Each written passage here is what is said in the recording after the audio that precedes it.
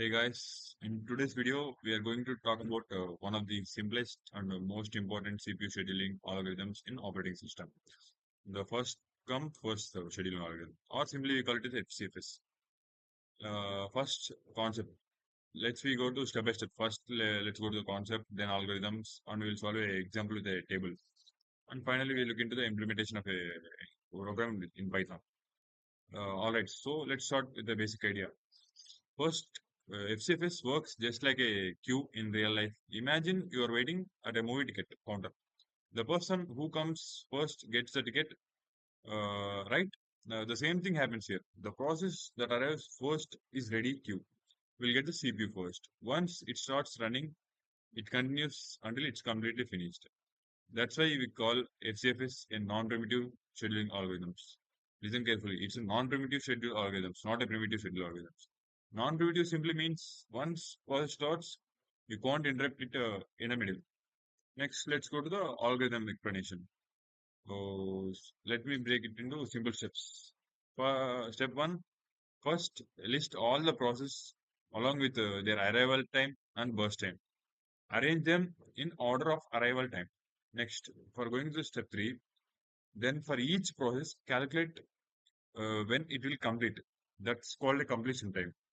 From that, calculate the turnaround time with completion times minus arrival time. That is the difference between completion time and arrival time. Then calculate the waiting time, which is turnaround time minus burst time. It's the difference between turnaround time and burst time. And finally, once you have waiting time and turnaround time for all process, you can find the averages of values. So literally, the whole algorithm is just 6 steps. Now we have three important steps. That is burst time, waiting time, turnaround time. Burst time means the time required by a process to complete execution times. That is burst time, waiting time, turnaround time. Let's discuss about burst time. Burst time is simply it is a time required a process to complete execution. Next, for going to the waiting time, the total time a process spends waiting in the ready queue before execution. Finally, going for the turnaround time. Turnaround time, which is the total time taken for a process arrival to completion, which is waiting time plus burst time. If think of it like this: if three friends are waiting in a canteen line, one who comes first is served.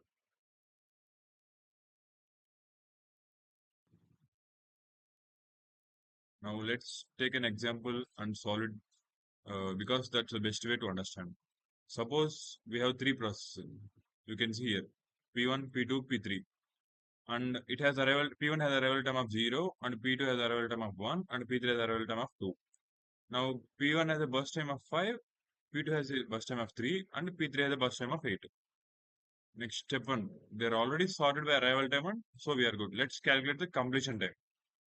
As you see, P1 starts at 0 and runs for 5 units.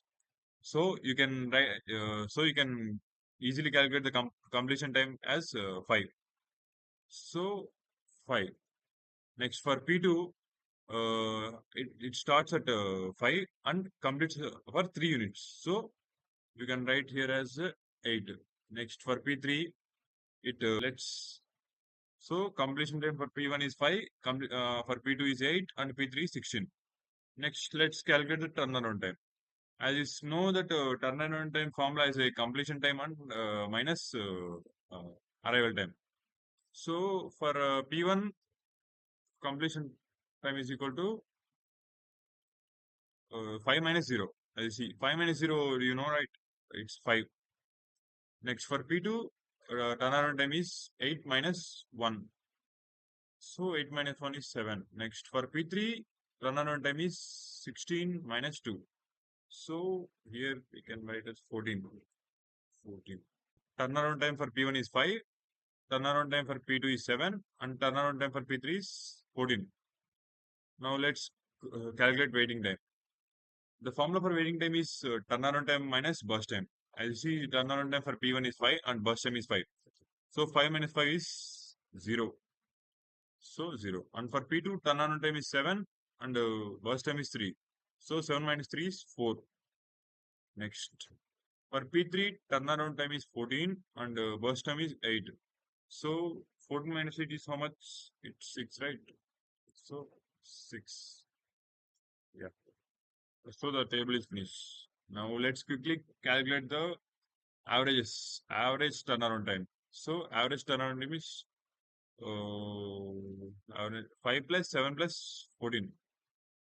5, 7 plus 14 whole divided by 3. Let's see. So we can get as it as 8.67. 8.67. Next, let's calculate average time for waiting average time. Waiting average time means you can see here it's waiting time. All these all 0 plus 4 plus 6 divided by 3. Then approximately you get 3 point something, 3.33 like that. Okay. Now now let's see the Python implementation. In Python, we store this as a list of lists like this. Here, as you see, process P1, P2, P3. Here, each process has its process ID, arrival time, and burst time. Next, for going, since FCFS execute process in the order of arrival, we first sort the process by their arrival time. As you see, here is a process dot sort key equal to lambda. No, this ensures that CPU picks the first arriving process or first dot symbol. Next, we initialize some list to store the completion time, turnaround time, and waiting time for each process. See here, completion time, turnaround time, and waiting time. Right now, they are all zeros, but we'll calculate the real values next. Now comes the important part. See, here it's an important part. Calculating the completion time. Time is equal to 0 here from time is equal to 0 for I in range. So, times keeps track of the CPU clock. If the CPU is idle and the next process has not arrived yet, we jump time to the arrival time for the process. Then we add the burst time of the process to the time that gives us the completion time. This way, we will calculate when each process finish. Next, going for the another one that for I in range, this calculation of turnaround time and waiting time. Turnaround time is a total time process spent in a system. That is completion time minus arrival time. Waiting time is a time process spent waiting in ready queue. That's turnaround time minus burst time. Next, uh, here you will calculate the averages of turnaround time and waiting time. As you know, the turnaround time by how to find averages. We'll just add up all the turnaround times and waiting times and divide it by the number of processes. Here we have number of processes 3. That's the next. Finally, let's print the result in the timetable. This table will show the process ID, arrival time, burst time, completion time, turnaround time, and waiting time. At the end, we print the averages. As you see here, average of turnaround time 8.67, average of waiting time is 3.3. That's give a clear idea of efficiency of our scheduling. And that's it. FCS is simple but helps understand how CPU scheduling works. We can try this code with a more process and see how turnaround time and waiting time changes. So thank you.